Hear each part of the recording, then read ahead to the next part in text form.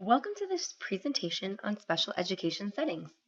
During this brief session, we will overview the types of placements where students with disabilities might receive special education services. Our objective for this session is that you will be able to describe how the continuum of special education services aims to address the needs of students in their least restrictive environment, or LRE. First, we'll review what LRE means. Then, we will explore the types of settings where students can receive special education services. As you learned in the Special Education Law section, LRE means that students should be in the least restrictive environment, or the setting that gives them the greatest possible access to general education classrooms and curriculum. Students should only be removed from general education settings if their needs and goals cannot be met within that setting.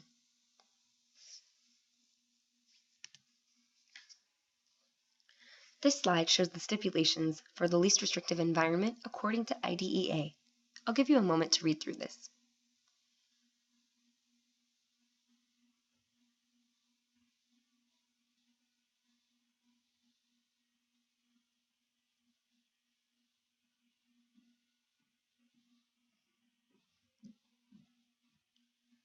LRE dictates that the first option considered must be the age-appropriate general education classroom a child would attend if not disabled.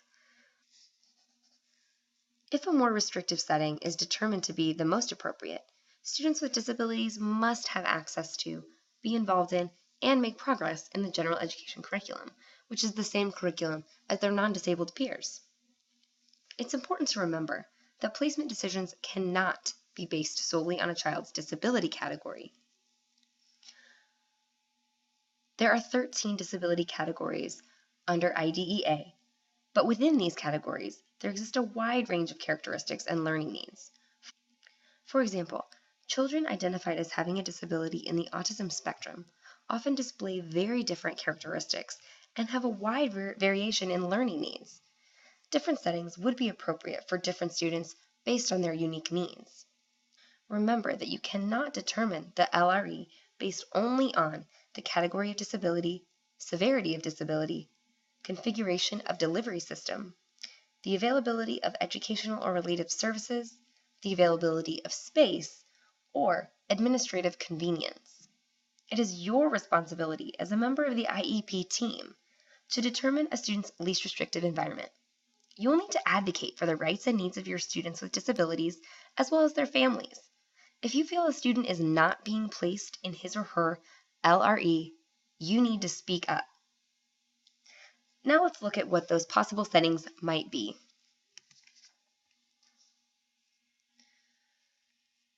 This is a continuum of services from least to most restrictive. Remember that least restrictive environment does not mean everyone should be in all inclusion settings. It means that they should be in the least restrictive setting where they can successfully achieve their learning goals. Having a continuum of placements is intended to ensure that each child is served in a setting where they can be successful. It also reinforces that determining the LRE must be done on an individualized basis, considering each child's unique educational needs and circumstances, rather than the child's category of disability. Students with mild disabilities often receive services on a consultant basis. In this model, a teacher consultant implements appropriate modifications to the general education curriculum in collaboration with the student's general education teachers. Students with disabilities may also receive services solely from a related service provider, such as a speech-language pathologist, or SLP. Many students, particularly at the secondary level, receive services primarily through a co-teaching model within a general education classroom.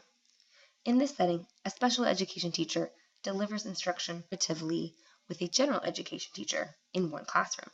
This is one of the most common placements for students with disabilities. Many students with mild disabilities receive services in a separate resource room setting. In the resource room, instruction is delivered to individual students or in small groups, based on the needs determined when the IEP is written. In a resource room, Students might receive instruction on one subject, such as math or reading, or in multiple subjects. Sometimes students' needs dictate a contained setting within a regular public school. In a self-contained setting, students with disabilities typically receive all academic instruction within one classroom, generally with the same teacher. Instruction is facilitated by the special education teacher, trained in one or more disability areas.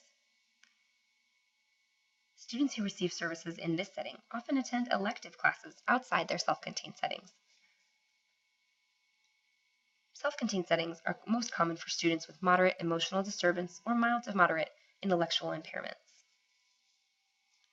Students whose needs cannot be met within a regular public school often attend classes at a school that specializes in instruction for a particular disability area. This is a common place for students with severe emotional disturbances or moderate to severe intellectual impairments. These are not common placements for most students. Students who need intensive supports may receive special education services in a residential school. These schools typically serve students with severe emotional disturbances, severe intellectual impairments, or multiple disabilities.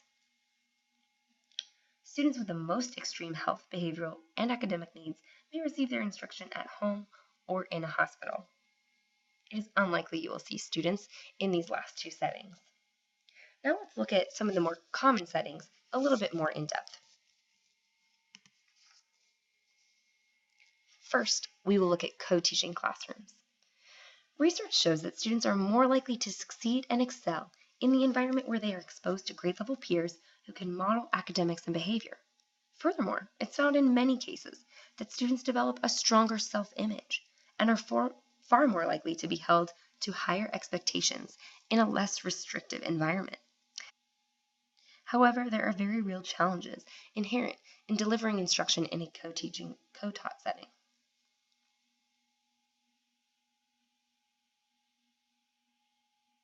Every teacher should push his or her student toward the goal of the LRE, and it should not be assumed that the setting in which a student currently receives services will always be the least restrictive setting for his or her needs.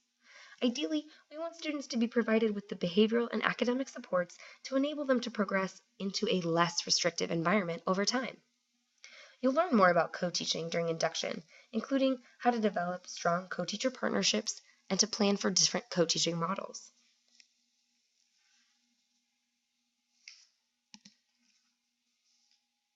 Another common placement is the resource room. Resource rooms are classrooms where a special education program can be delivered to a student with a disability. It is for the student who qualifies for either a special class or regular class placement but needs some special instruction in an individualized or small group setting for a portion of the day. Individual needs are supported in resource rooms as defined by the student's IEP.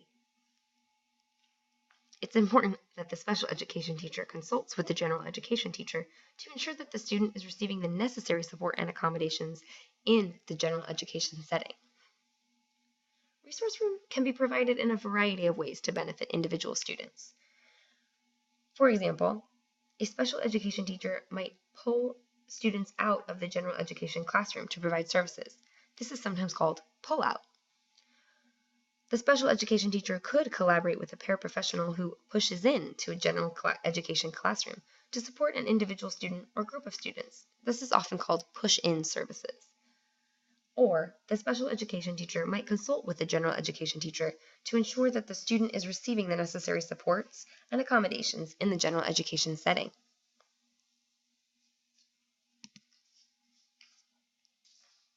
In a self-contained setting, students are typically in the same classroom for the entire day, generally with the same teacher. The special education teacher is responsible for instruction and management of the paraprofessionals or teacher aides. These classes generally have low student-to-teacher ratios and additional related services and technologies. Students should receive instruction at their level of the general education curriculum with the necessary accommodations and supports, or they may have a modified curriculum, modified pacing of information, specialized instructional techniques, or behavioral adaptations. Self-contained classrooms are found in the general education school where students can be with their non-disabled peers for special events, or for a portion of the school day. This offers opportunities for students with disabilities to receive instruction with their non-disabled peers, as well as increased socialization.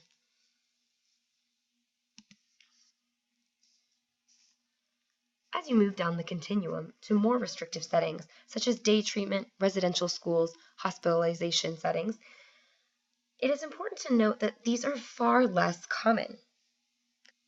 These settings typically serve students with significant disabilities whose needs cannot be met in any other environment.